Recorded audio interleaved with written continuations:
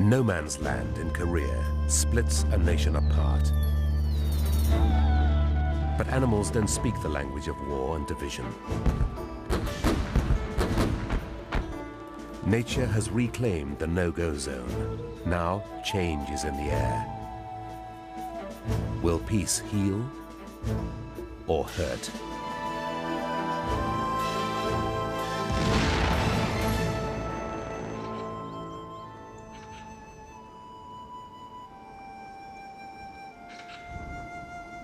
Barbed wire fences slice the Korean peninsula in half. On one side, the democratic south, and on the other, the communist north. For decades, each the sworn enemy of the other. The Korean peninsula in the far east of Asia is sandwiched between the vast landmass of China to the west and the island of Japan to the east. From the chaos of World War II, the peninsula was ruptured in two, and as represented in this map, 1953 saw the creation of a 4-kilometer-wide exclusion zone that separated North Korea and South Korea. The South then added an extra buffer zone, which in places stretches out for 20 kilometers. The Demilitarized Zone, or DMZ, as politically icy as the Siberian winds that whistle across its jagged peaks.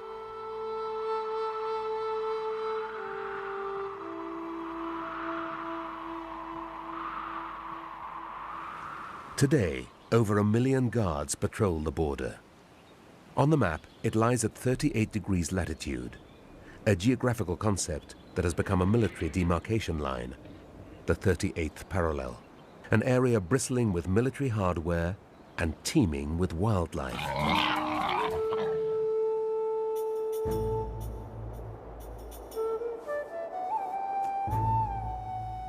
Political boundaries mean nothing to nature. To this rare male Chinese water deer, this war zone is home. While humans defend their borders with guns, mines, and fences, he protects his own boundaries with a surprising weapon of his own. The water deer prefers solitude to company. It makes it easier to remain inconspicuous. He patrols his territory, challenging all rivals.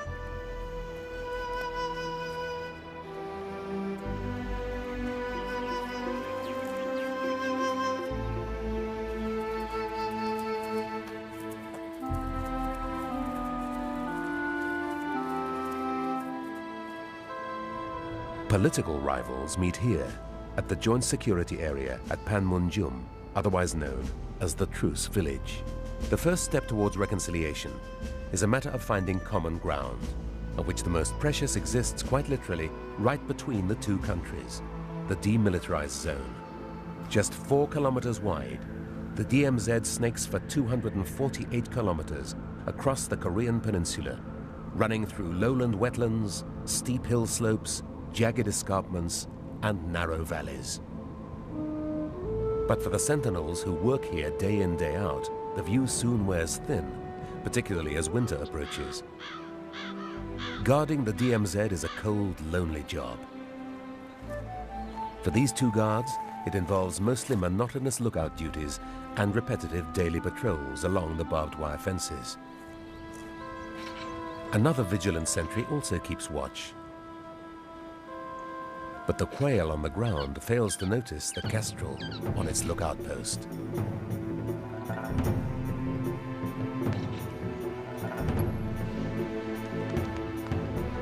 The kestrel advances to a second position. It's a strategic move. This spot also serves as a launch pad for attack.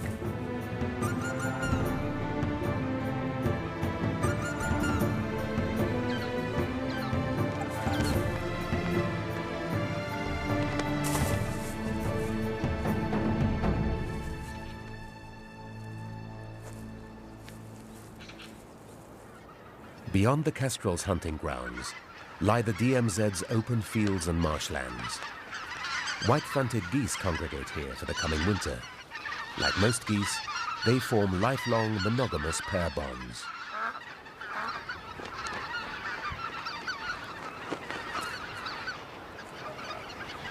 Mallards that join them, on the other hand, change mates each season. Cranes too mate for life. The red-crowned crane's dance was once thought to be just for courtship, but it now seems that dancing also helps to diffuse social tension. While the cranes check the edges of the fields for food, the guards begin their daily rounds. Meanwhile, on the other side of the fence, within the DMZ, another patrol also begins the day's work.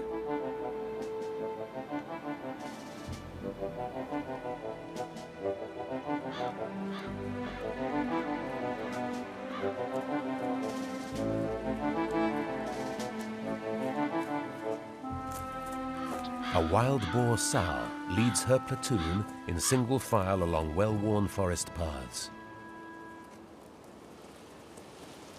As well as her own young from last year's litter, the group, or sounder, comprises several females and their young, and it's the matriarch's job to protect them from danger.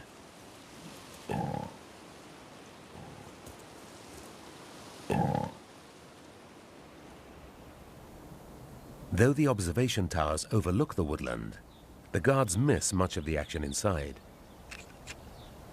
Nature's parachute regiment, for example. The patrolling guards never see the flying squirrel's stealthy maneuver.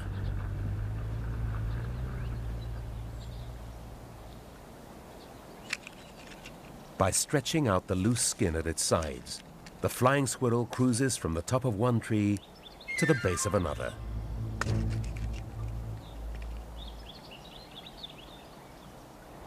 For nearly 50 years, only a handful of humans have been allowed to set foot within the DMZ, creating an accidental wildlife reserve of 950 square kilometers. The region has, without doubt, provided a final stronghold for a creature on the brink of extinction, the Amur, or Korean long-tailed goral. The gorals are protected by two of the most unlikely wildlife guardians. But even in this sanctuary, only 50 gorals cling to survival, and this species has been wiped out everywhere else. Its rarity has earned it the status of national treasure in Korea.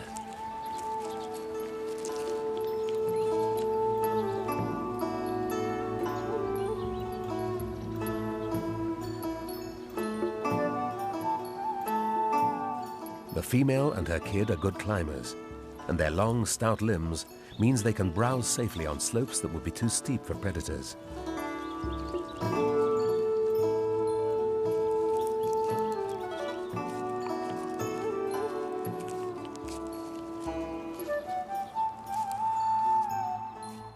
Across the DMZ, North Korea remains pretty much closed. Virtually unknown, it is linked only by rivers that flow between the north and south.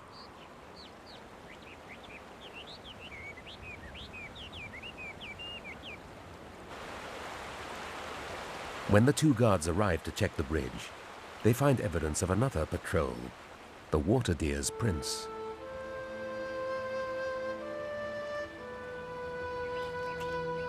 Another buck has dared to wander across the boundary, but the territory owner will not tolerate the intrusion.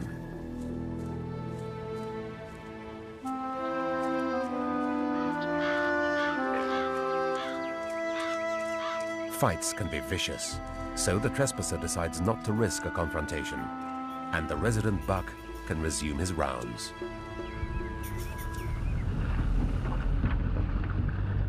The guards, too, continue their daily checks. From the top, they can see the mountains stretch north towards Siberia, some 1,000 kilometers away.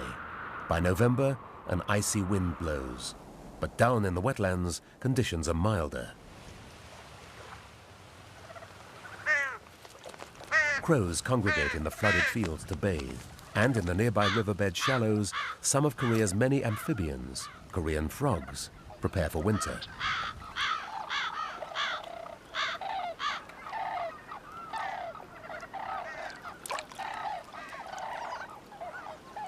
The frogs attract a hungry red-crowned crane. This time the frogs are spared. The crane's long probing beak picks among the remnants of a corn plant.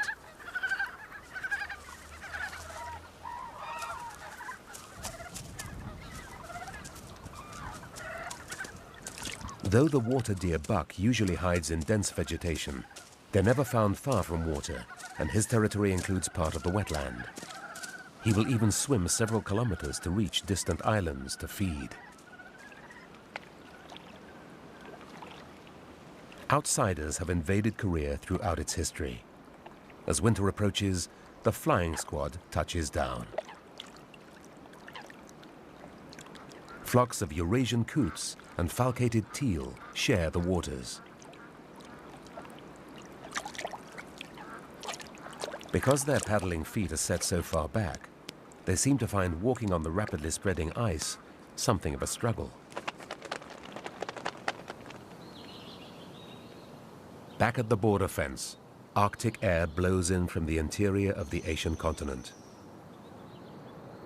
But Korea's bleakest times are mercifully over.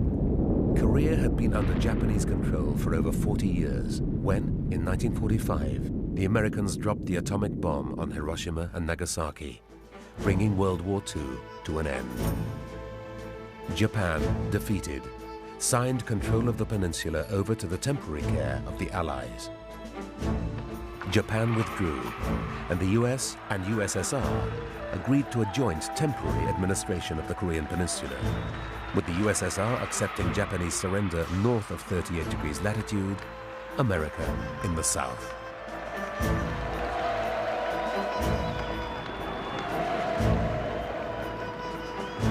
Koreans rejoiced at their newfound independence, but the celebrations did not last for long.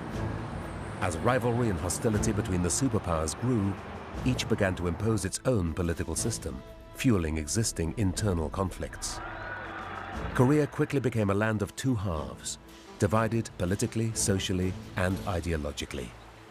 Even wildlife was affected, because the border fence split many animal populations apart. Only those who could fly didn't suffer. Kingfishers survive on the fish from rivers within the DMZ. And nearby, a few people who were allowed to stay in the area also depend on fish.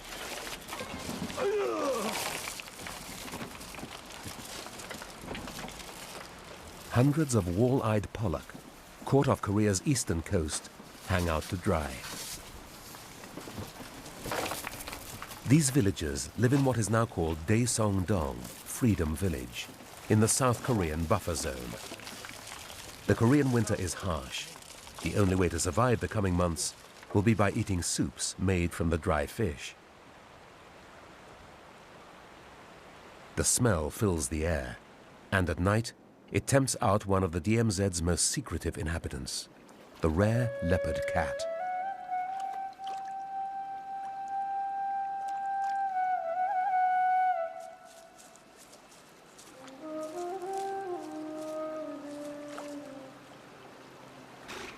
Tonight, though, it's fresh fish that the leopard cat wants. So it has come down to the riverbank to hunt. If not fish, then rodents, birds, reptiles or insects will do. Unlike other cats, the leopard cat doesn't mind water and can even swim if it wants to. But it can't compete with the otter's superb fishing skills.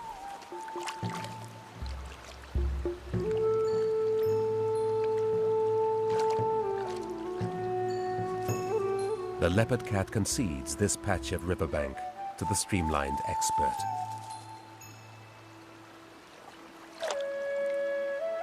Humans have always hunted otters for their thick, shiny fur. But in the DMZ, otters live undisturbed.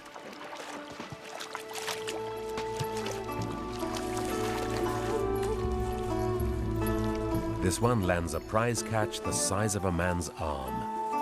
But the leopard cat won't get a scrap.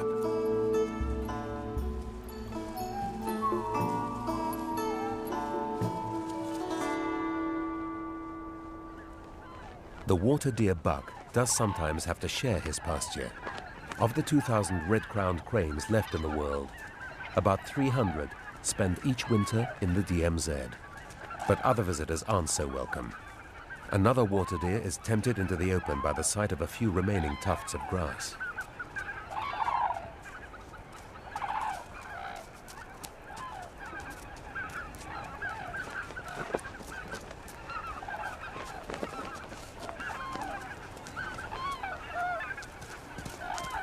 Ever ready to fight, the buck challenges the intruder.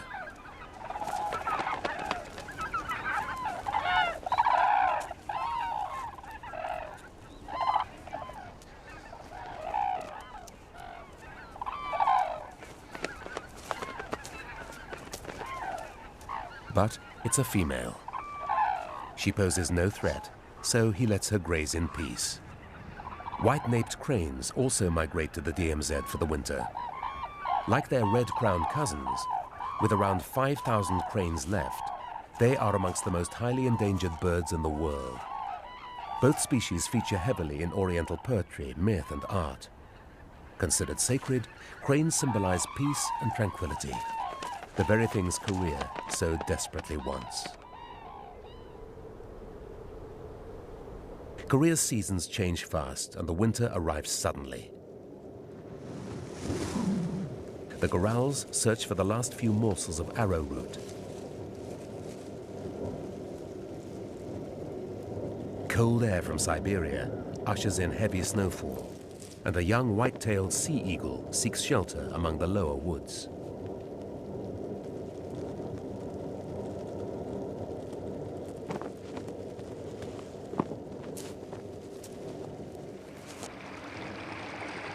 The river hasn't yet frozen over. Below the surface, a young male Korean toad desperately tries to find a partner before hibernation.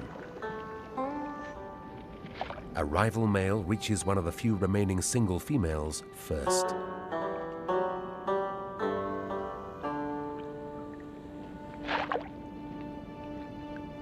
Using a nuptial pad that develops an extra digit on his hand, he hugs her tight. The determined suitor tries to separate the couple, but the older male's grip is too strong. The pair will not be parted.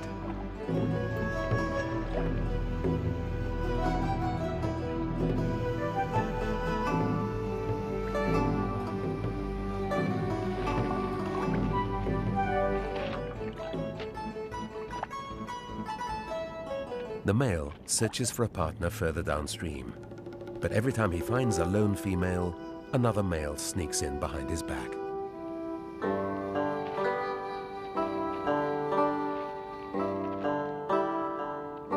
Nobody knows why the toads spend winter like this, but it's thought to help prevent ice from damaging their soft body tissue. Unless he finds a partner quickly, the young male may go without a mate when the winter finally comes to an end. The inhabitants of Freedom Village are also running out of time. A fisherman makes the most of a break in the weather to stock up on one last catch from the deeper waters in the middle of the river. Like the other 200 or so villagers that live in Freedom Village, he's one of the original inhabitants.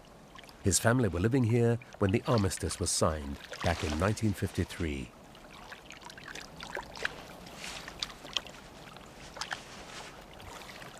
The brown dipper is also a local. Like its human neighbors, it'll stay in the buffer zone all through the cold weather. To ensure their feathers stay in good condition, birds continue to bathe throughout the winter. But the dipper isn't here to have a wash. It dives to search for invertebrates beneath the surface.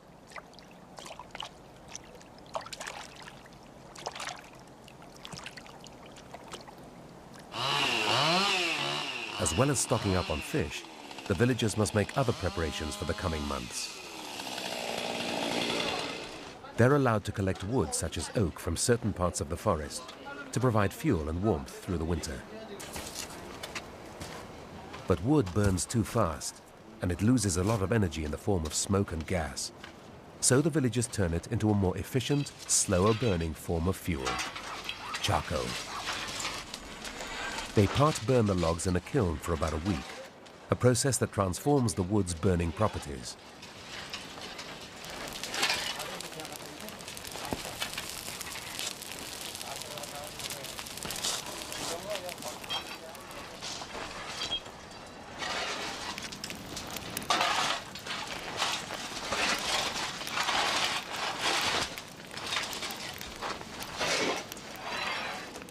Then the logs are left to cool before being broken into charcoal.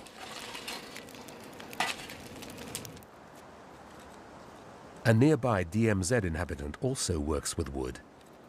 In winter, many insect larvae go into hibernation, tucked deep into crevices in tree bark. But the white-bellied black woodpecker can track them down. It pecks at the wood until it hears a hollow echo, then drills straight through to hook the larvae out with its long, thin, barb-tipped tongue. Its specially strengthened skull protects its brain against the high-impact head banging. The lakes have all but frozen over, and wildfowl, such as spot-billed ducks, gather at the few remaining patches of open water.